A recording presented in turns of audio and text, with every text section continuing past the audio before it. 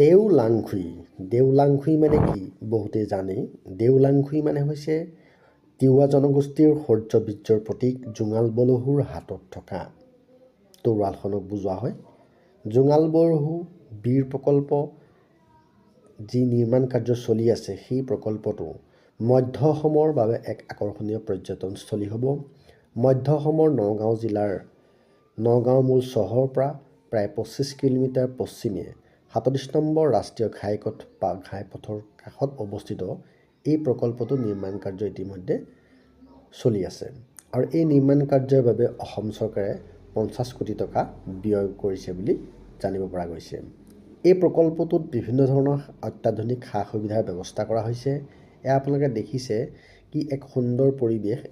এই মাজৰ যি ডোখৰ জেগা, ইয়াত আপোনালোকৰ বিভিন্ন ধৰণৰ অনুষ্ঠানৰ আয়োজন কৰিব, সভা সমিতিও আয়োজন কৰিব আৰু দৰ্শকে ইয়াত গেলাৰীত বহি পেলাই উপভোগ কৰিবলৈ পাৰিব।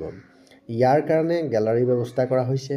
তাৰ লগতে কিছুমান অতি সুন্দৰকৈ মৈদাম সদৃশ বিল্ডিং নিৰ্মাণ কাৰ্য ইতিমধ্যে চলি আছে আৰু কিছুমান প্ৰায় সম্পূৰ্ণ হৈছে।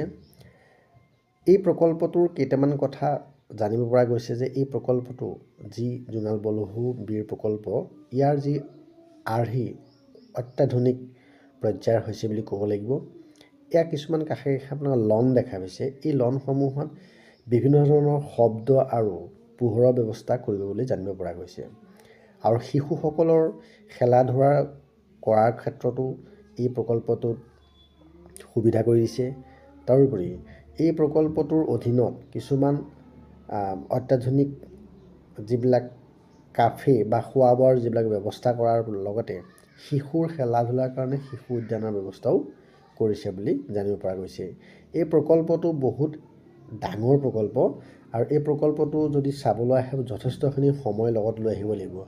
সঁচাকৈ এক সুন্দৰ পৰিৱেশ দেখা পালোঁ। এই প্ৰকল্পটো সম্পূৰ্ণ হৈ উঠক বুলি আশা ৰাখিলোঁ।